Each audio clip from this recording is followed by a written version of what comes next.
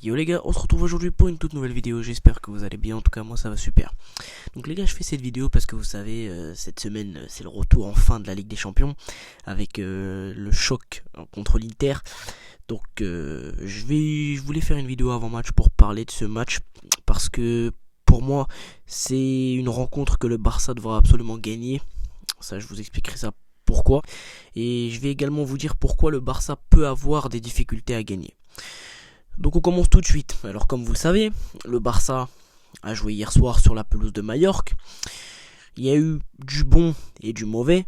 Sur quelques séquences de jeu, j'ai apprécié le Barça, mais sur d'autres séquences de jeu, j'ai vu un Barça quand même fébrile. Alors certes, il y a les blessures d'Araujo et de Koundé qui tombent au mauvais moment. C'est un peu pour ça que je n'aime pas trop la trêve internationale.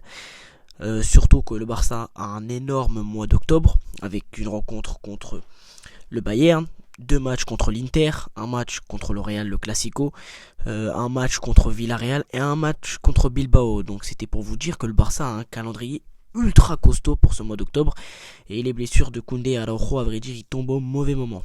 J'espère leur retour le plus rapidement possible. En tout cas, celui de Koundé sera avant celui d'Araujo, parce qu'apparemment Araujo pourrait même manquer la Coupe du Monde. J'espère en tout cas que ça ira bien pour lui, et j'espère qu'il pourra être à la Coupe du Monde avec l'Uruguay. Je lui souhaite. Du côté donc du Barça, hier j'ai vu un Barça moyen. En fait, j'ai envie de dire que s'il n'y avait pas eu Lewandowski, hier le Barça n'aurait pas gagné. Il y aurait eu un match nul. Il y a eu aussi un énorme Ter Stegen, donc il a battu son propre record en Liga, donc il a pas encaissé de but depuis, il me semble, 534 minutes, donc il a battu son propre record, et je suis content de revoir un Ter Stegen à son prime, parce que on va en avoir besoin.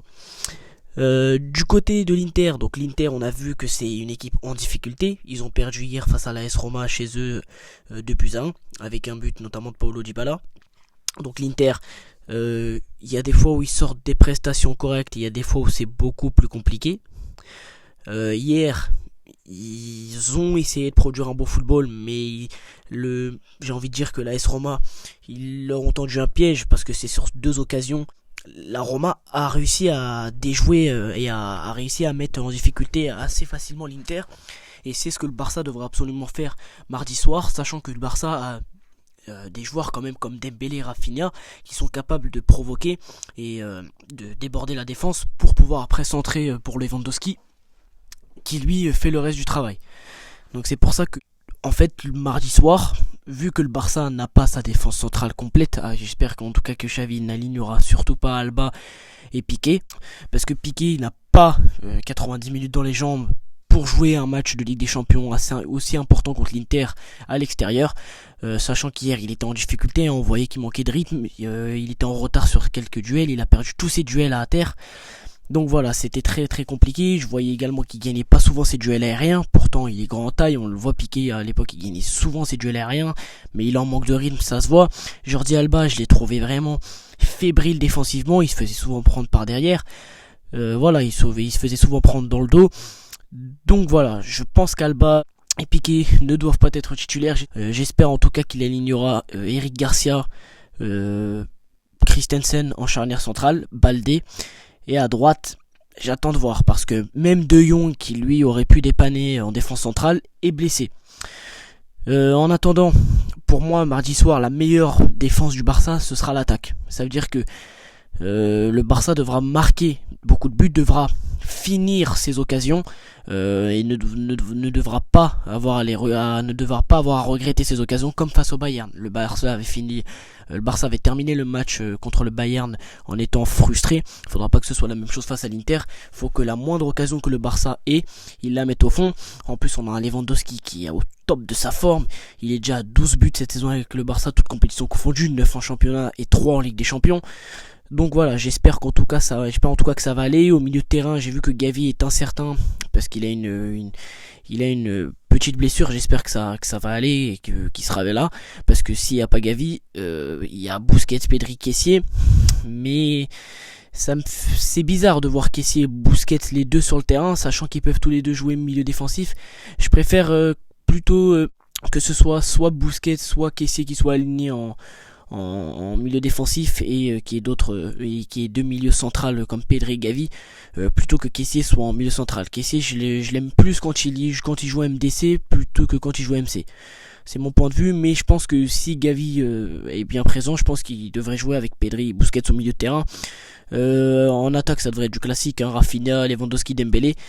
Et j'espère que le Barça gagnera ce match, parce que si le Barça gagne à l'extérieur contre l'Inter, j'ai envie de dire qu'il faudra juste gagner à la maison au Camp Nou contre l'Inter encore une fois la semaine d'après. On aurait déjà 9 points.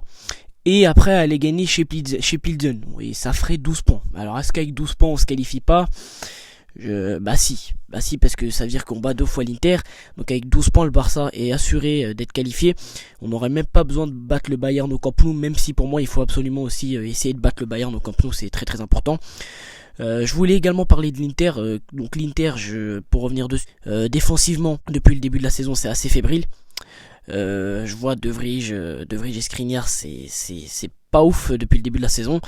Au milieu de terrain, Simone Inzaghi, il a du mal, j'ai l'impression qu'il s'y perd, qu'il s'y retrouve plus avec son effectif, parce qu'au milieu de terrain il alterne souvent entre Çalhanoğlu, il met Çalhanoğlu en MOC, il le met en MC, Dumfries il le met un coup à droite, un coup à gauche, donc c'est très très compliqué, parce que je le vois sur les placements. Simone Inzaghi à chaque match, j'ai l'impression qu'il change de compo, c'est assez il change pas de compo, il change pas de dispositif, mais il va changer certains joueurs, alors que pour moi, s'il veut, je pense, essayer de gagner, essayer de rester, essayer d'être costaud sur le long terme, il doit pas changer ses joueurs. Simone Inzaghi, là c'est compliqué, l'Inter il me semble qu'ils sont 7ème en championnat, donc ils ont mal démarré leur saison. Lukaku lui est blessé, il était là au début de saison, il faisait comme d'habitude un bon jeu avec Lautaro Martinez, mais il s'est blessé, du coup là il met Martinez et Dzeko. C'est très compliqué pour l'Inter, et j'espère que le Barça va en profiter mardi soir. En attendant, pour moi la victoire du Barça est obligatoire, on n'a pas le droit à l'erreur ce soir là, et j'espère qu'on prendra la 2ème place, parce que je pense que le Bayern gagnera contre Pilsen à la maison. Je pense que c'est même impossible que Pilsen gagne contre le Bayern. Donc voilà. Donc pour moi le Barça, je vais donner mon prono, je vois une victoire 2-1 voire 2-0 du Barça. En tout cas, j'espère que le Barça va s'imposer, et de toute façon ils le savent. Le Barça doit gagner pour pouvoir ensuite envisager une qualification en 8ème de finale, parce que pour moi le Barça ne peut pas se permettre d'être éliminé 2 fois en poule, sachant qu'il y a un recrutement pharaonique qui a été fait cet été.